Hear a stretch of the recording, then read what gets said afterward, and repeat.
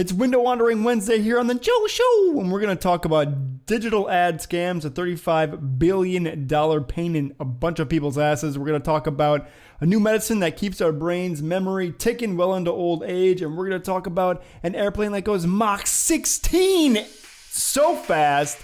And look out some beautiful windows while we do it. Join me on today's show. It's the Joe Show. Our first window comes from New Jersey, Jersey City. Looks nice and it's very timely. We got some masks hanging out to dry. Someone's been keeping their masks clean. Today's first big story that I'm going to talk about is a Chinese tech deal that shines light on the $35 billion world of digital ad scams. What could that possibly be? I'm interested. Digital scams are clearly costly, and in the past we all experienced it as the Nigerian prince that needs help.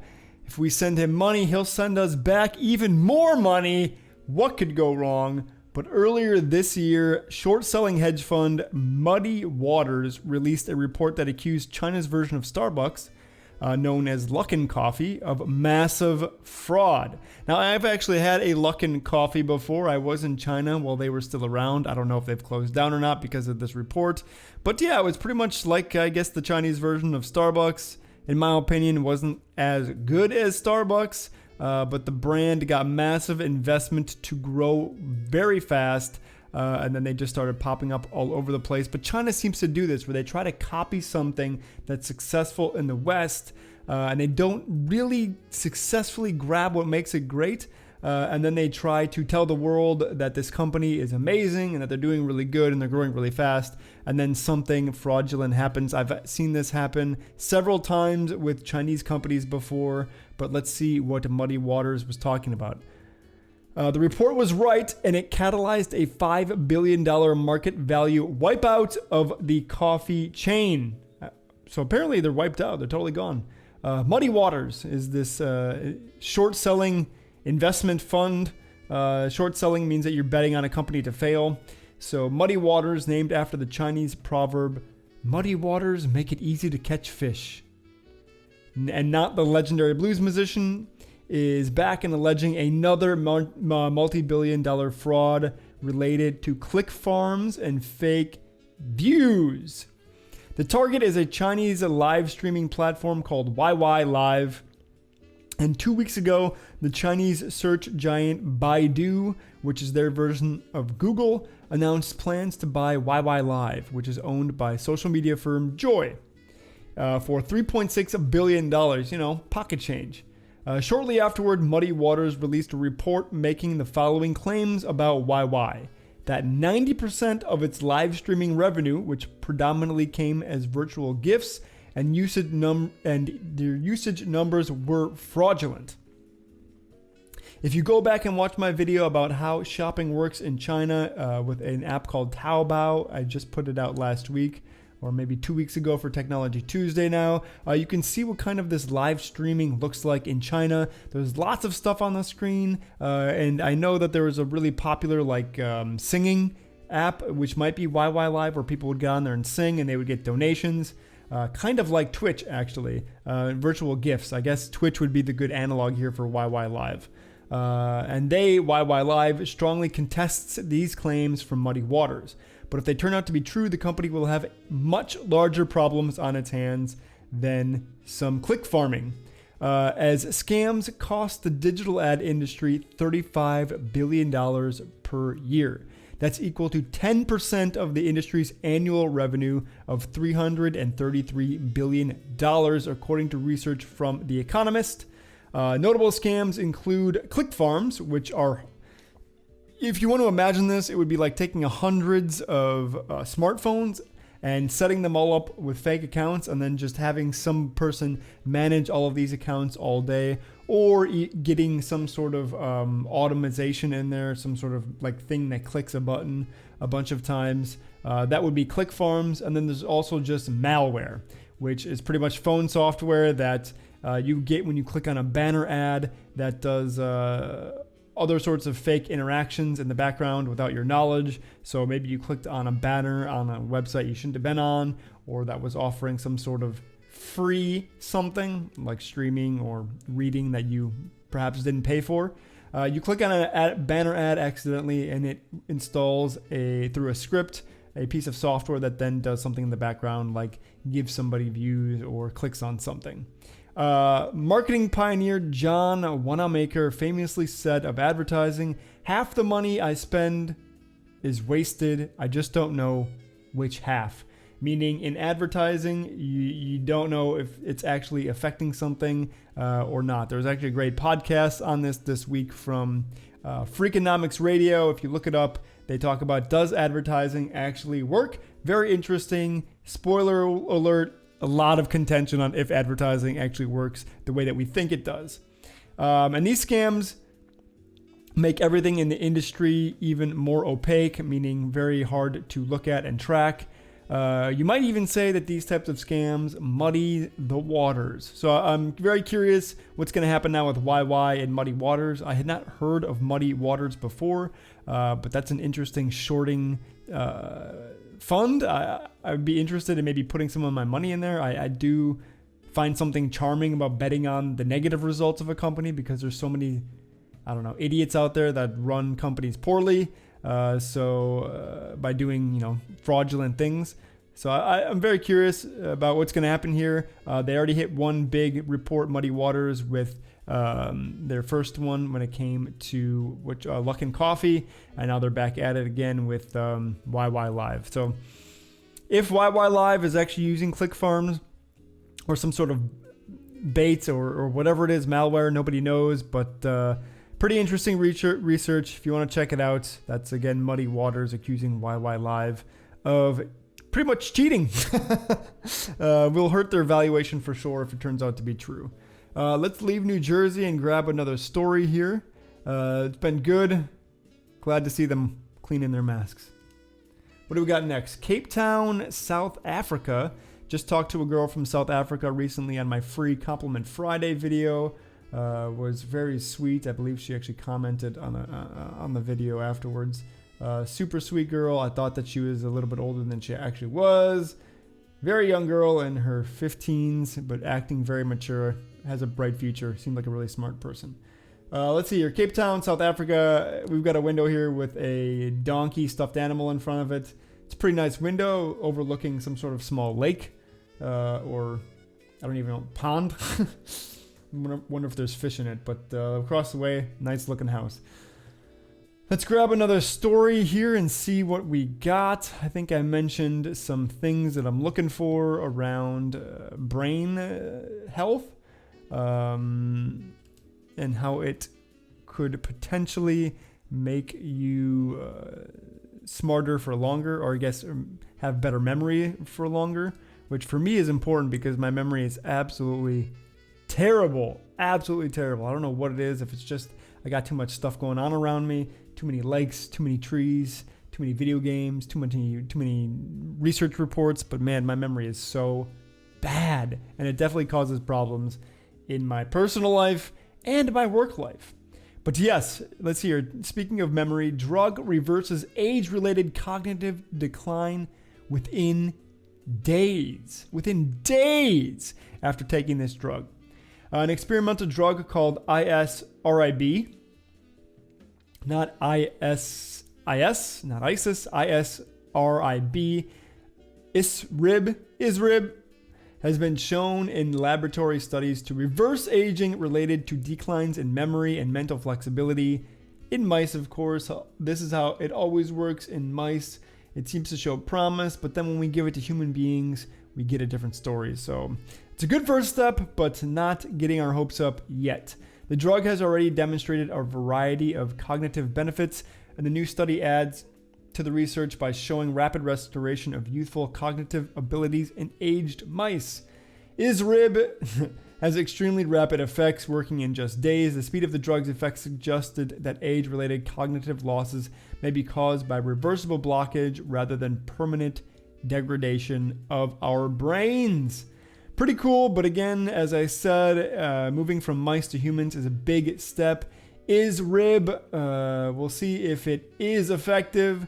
But yeah, look out for that ISRIB. It might be coming to save your memory soon. Although with Elon Musk's Neuralink, I mean, maybe we'll just be uploading our memories to the cloud here soon. Who knows? I'm not really positive. No one is positive on what will happen. But yeah, drug reverses age-related cognitive decline within days instead of, I don't know, months or years. Pretty nice. Now, if they could only invent a drug that reverses erectile dysfunction or balding hair within days, men all over the world would be so happy. We'd be is-ribbing and is-ribbed for their pleasure or something like that. I don't know what I'm saying. Let's grab a new window because I got lost in making stupid jokes. Madison, USA. I wonder if this is Madison, Wisconsin. Wisconsin, where I grew up. Madison, Wisconsin, USA. Let's see here. Let me find this story about. Oh, it's a nice. It looks like Madison, Wisconsin. Just a chimney, some roofs. Nice little window here.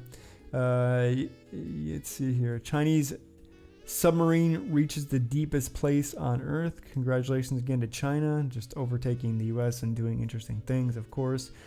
Chinese team test jet engine able to reach anywhere on Earth within 2 hours, dude.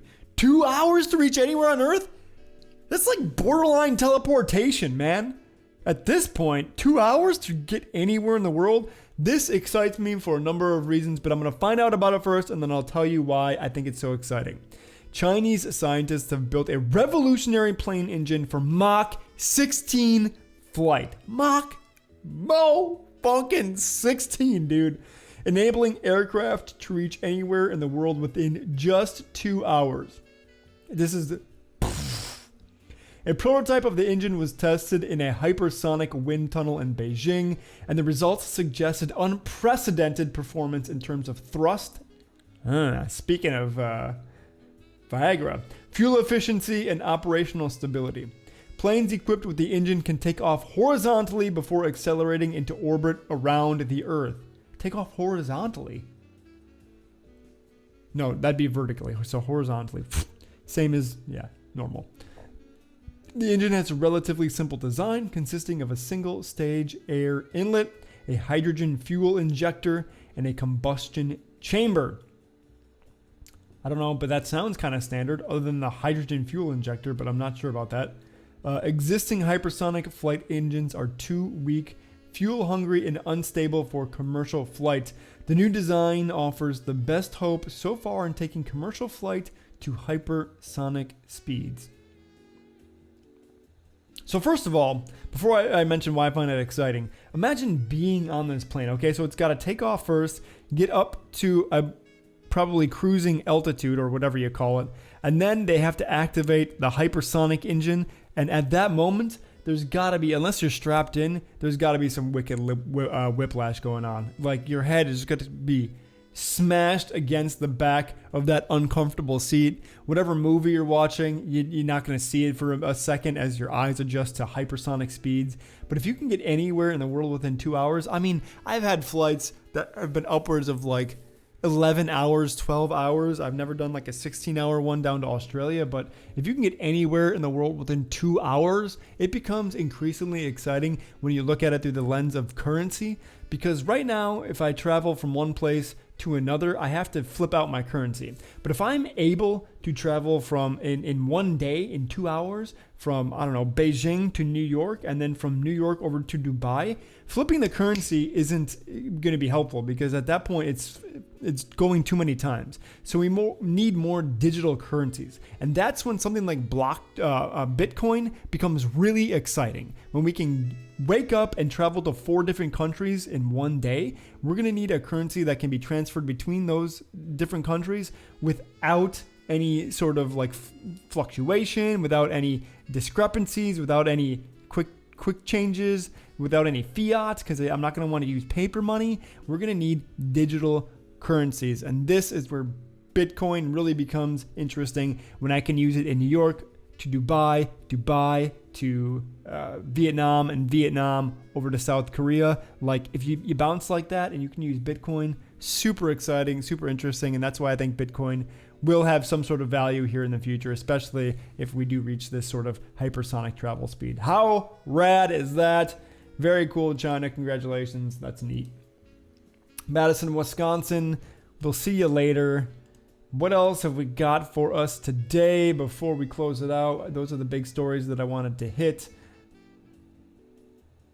The Chinese ad scams, the Chinese hypersonic flights. Hopefully that's not an ad scam. And the aging ISRIB medication. Where are we at here? This looks like Europe for sure. This is a window in Latvia. Yeah, Hans's window definitely looks like somewhere in Germany, but we're over in Latvia. These cobblestone streets are actually pretty common in small towns here in Germany and even in some big towns. We've got cobblestones here in my city as well. But yeah, let's see what we got. It will change everything. DeepMind's AI makes a gigantic leap in solving protein structures. Oh, this is for medicine and for DNA analysis. The DeepMind AlphaFold can determine a protein's 3D shape using its amino acid sequence. The ability to accurately predict protein structures from their amino acid sequence enables quicker and more advanced drug discovery. This is very incredible. Hopefully, again, using AI technology, these really highly trained neural networks using data from our genetics, we will be able to better form drugs and also better snip DNA using things like CRISPR so that we can edit our genes and do things like, I don't know, fix our vision or heal wounds, or I don't know, maybe even cure cancer. We can snip out cancer, snip out their DNA, and then just remove the cancer cells, which is also pretty cool. So congratulations to the DeepMind. That's pretty rad. This story speaks to me, and it'll probably be my last story here. AR augmented reality Mario Kart anchors Universal's Super Nintendo World in February. Oh, Universal, that's right. I believe Universal, the like production company, partnered to who does oh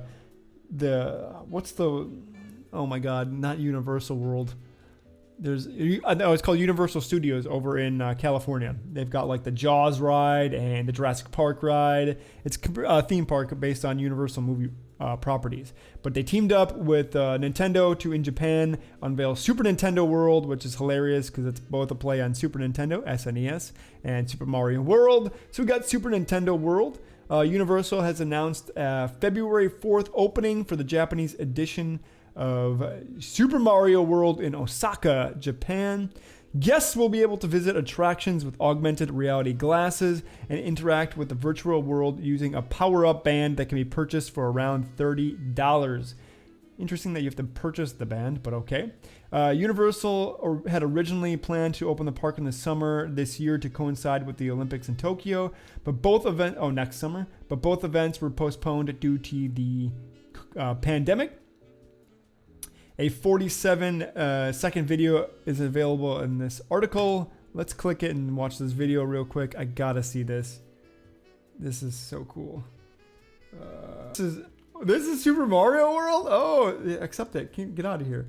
So this must be like the entrance up into it. You got a gold statue of Bowser. That's cool. That is very cool. Yes, man. Yes. And then we got the trophies from Mario Kart, all the different cups that you can race in. You got the Universal Cup, of course, because they're sponsoring it. You got the Mario Kart here, the actual Mario Kart. Oh, it's a ride. It's like a roller coaster ride, like an actual roller coaster. I mean, this looks like Disney World. This is crazy. And then I guess this is what you would be seeing in the cart. Okay, so here's the power-up band too. We got a picture of the power-up band. It looks like a big M on your wrist with some sort of app. Yeah, and you got some sort of power-up band. I don't know, where you're shooting fireballs at KOOPA'S. This is, I think, what the actual theme park will look like when you're there. I mean, this is pretty rad. This is like Disney-style park. Here's the... Oh, so it is Universal Studios Japan. They have Super Mario World. So this is a part of Universal Studios in Japan.